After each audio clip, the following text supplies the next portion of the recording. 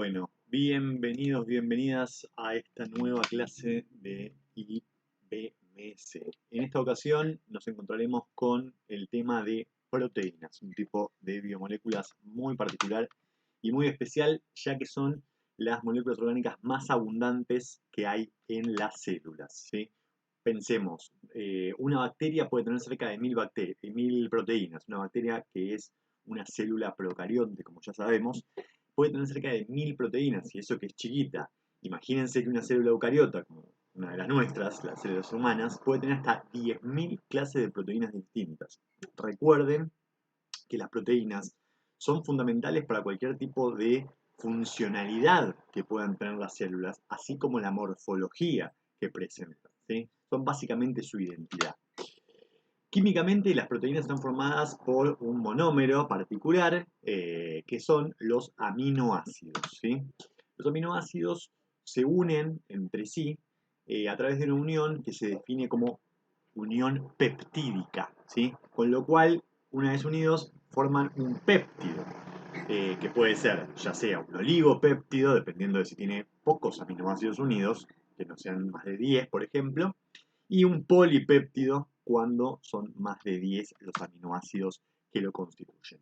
Después de que el número supera los 50 aminoácidos y el polipéptido, además de estar los aminoácidos unidos entre sí, tiene una estructura tridimensional específica, ahí es donde lo llamamos proteína, ¿sí? Con lo cual la diferencia entre proteína y polipéptido es una diferencia no solo de tamaño, sino también de organización espacial. Bien, bueno, acá un pequeño resumen. Un aminoácido solo es el monómero, varios aminoácidos juntos, como es una molécula pequeña, va a ser un polipéptido, y un polipéptido ya más extenso, que además tenga una conformación espacial específica, va a ser una proteína. Bien, ¿por qué llamamos a este conjunto de moléculas que componen a las proteínas como aminoácidos? Bueno, el propio nombre nos está indicando, ¿sí? Por un lado, que hay un grupo amino, que es esta molécula, NH2, y un grupo carboxilo, que es este grupo ácido, ¿sí? Que está del otro lado. O sea, todos los aminoácidos, cualquiera sean, que son 20 en total, los aminoácidos orgánicos con los cuales se va a manejar cualquier organismo vivo en la Tierra, tiene por un lado un grupo amino y por otro lado un grupo ácido, que es lo que le da su nombre, ¿sí? Y a través de esos grupos es que van a unirse y van a formar el polipéptido, ¿sí?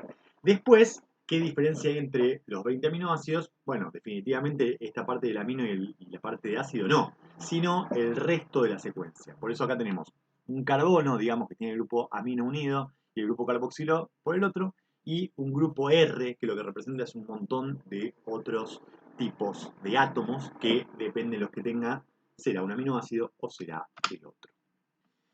Bien, acá hay algo muy importante que ya fue sugerido en una lámina anterior, pero que tenemos que empezar a incorporar como algo fundamental en las proteínas, que son sus distintos tipos de estructuras, llamadas primaria, secundaria, terciaria y cuaternaria, ¿sí? En principio, el orden y los tipos de aminoácidos que están unidos entre sí son simplemente la estructura primaria, como acá vemos. ¿Viste? Si yo quiero plantear que una proteína específica está compuesta por lisina, unida lisina, unida glucina, unida glicina, unida leucina, avalina, alanina y histidina, justamente ahí es que estoy describiendo solamente su estructura primaria, es decir, cuáles son los aminoácidos que están organizados entre sí. Una primera forma de entenderlos tridimensionalmente es lo que vamos a llamar estructura secundaria, que a continuación vamos a describirlo con más detalle. La estructura total en 3 dimensiones de todo el polipéptido es lo que va a definirse como la estructura terciaria de una proteína.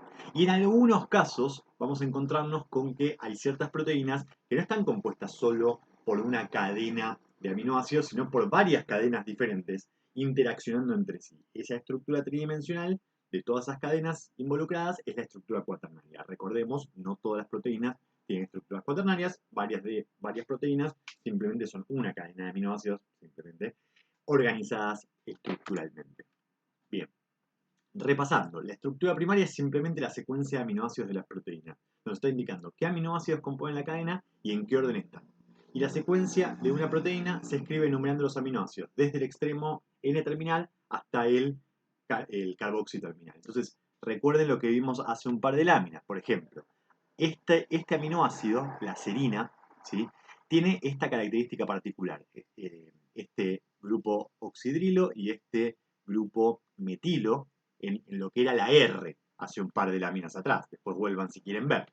Y este aminoácido, como cualquier aminoácido, tiene un grupo carboxilo de un lado y un grupo amino del otro. El grupo amino de esta serina es el que se va a unir al grupo carboxilo del siguiente aminoácido, que en este caso es la glicina, que fíjense, no tiene nada más que un hidrógeno en ese grupo R. Por eso se llama glicina y este otro se llamaba serina, porque ese grupo R era lo que variaba. Pero lo que no varía es que tiene ese grupo carboxilo con el que se unió al grupo amino de la serina, y del otro lado tiene un grupo amino que se va a unir al grupo carboxilo de la cisteína, y así sucesivamente. Por otro lado tenemos la estructura secundaria, que como dije antes es una primera disposición tridimensional. En este caso particular hay dos tipos de estructuras secundarias que nosotros vamos a estudiar. Lo que se llama la alfa hélice, que justamente como su nombre lo indica tiene un nombre de hélice, y la conformación de lámina plegada beta, ¿sí? O beta lámina, es indistinto el orden de los factores. La lámina plegada beta a lo que se refiere es como a un efecto de hoja plegada, ¿sí? Por ese motivo tiene ese nombre. Y ahora podemos ver acá al costadito a qué nos referimos. Por ejemplo, la alfa hélice, como dijimos antes, es una hélice, ¿sí? Y la lámina plegada beta tiene esta forma de hoja plegada, como les señalé anteriormente, ¿sí? En ambos casos, lo que le da estabilidad tanto a la hélice como a la lámina plegada son los puentes de hidrógeno, ¿sí? Que están unidos entre aminoácidos distintos y que justamente permiten esa estabilidad de tres dimensiones, ¿sí? Fíjense que acá al costadito abajo lo que tenemos es un típico modelo de proteína en el que ustedes van a ver, por ejemplo, láminas plegadas, que serían estas cintas verdes, y alfa hélice, que serían esas cintas azules. Por otro lado tenemos la estructura terciaria. La estructura terciaria ya es toda la cadena aminoacídica organizada espacialmente. Y en esa organización no hay solamente uniones puente hidrógeno, que también puede haber, sino que ya empieza a haber otro tipo de uniones intramoleculares, como por ejemplo interacciones hidrofóbicas, puentes disulfuro, interacciones salinas, o sea, interacciones iónicas entre iones opuestos, de cargas opuestas que se atraen, o puentes disulfuro que son directamente uniones prácticamente covalentes, ¿sí? Entre azufres de distintos aminoácidos en la cadena primaria, ¿sí? Bien.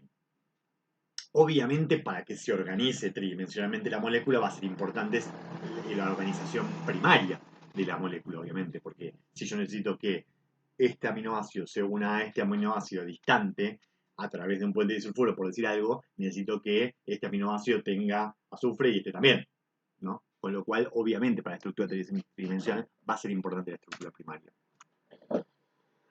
Bien, en resumen, acá podemos ver, por ejemplo, una estructura primaria, simplemente organizando cada uno de estos símbolos va a representar un aminoácido, una estructura secundaria donde empezamos a ver una parte de esa organización tridimensional, en particular en forma de hélice, y la estructura terciaria es toda la cadena aminoacídica organizada espacialmente.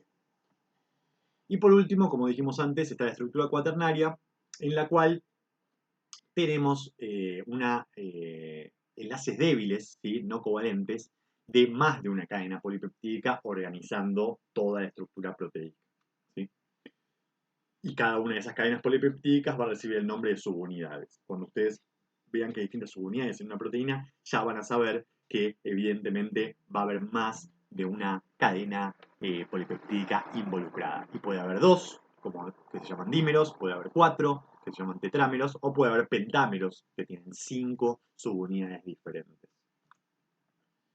Bien, es importante destacar que la función de una proteína va a depender de la secuencia de aminoácidos y de la forma que ésta adopte, ¿sí?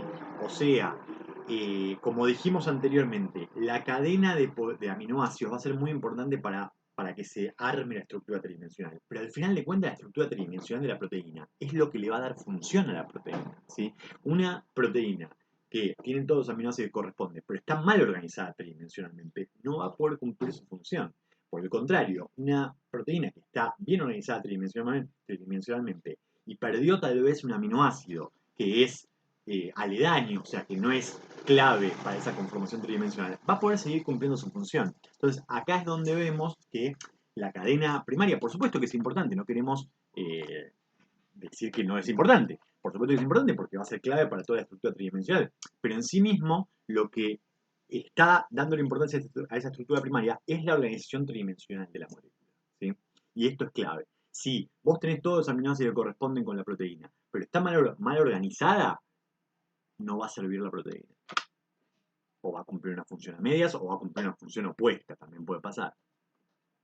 Entonces, resumiendo, ahí tenemos la estructura primaria, que es una combinación ilimitada de aminoácidos, la estructura secundaria, que al final de cuentas es una alfa hélice o una hoja plegada, que se forma a través de puentes de hidrógeno, la estructura terciaria, que puede terminar definiendo que una proteína sea globular o fibrosa. ¿Qué significa esto? Resumidamente, significa que si es globular va a ser hidrofílica, y si es fibrosa va a ser hidrofóbica, porque fibrosa, por lo general las proteínas fibrosas son las proteínas estructurales. En cambio, las proteínas globulares lo que suelen realizar son las actividades metabólicas respectivas, o sea, su función enzimática, ¿sí? Que vale la pena resaltar, las enzimas son siempre proteínas. Y recordemos, las enzimas son las que permiten que se produzca la reacción química, ¿de acuerdo?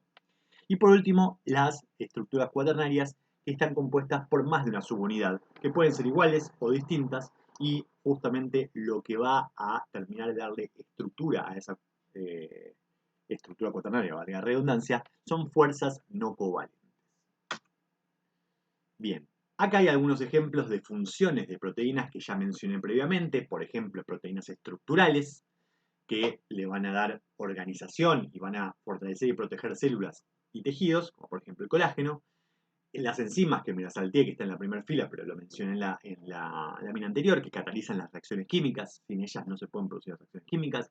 Después puede haber proteínas de almacenamiento, puede haber proteínas de transporte, puede haber proteínas reguladoras, como las hormonas, que mandan señales de determinadas partes del cuerpo a otras. Puede haber proteínas de movimiento, es decir, proteínas que provoquen el movimiento físico de las células, o directamente proteínas de defensa, ¿sí? Como los mismísimos anticuerpos, que no son ni más ni menos que proteínas. Bien, con esto cerramos nuestro encuentro de hoy. Muchas gracias, nos vemos en breve.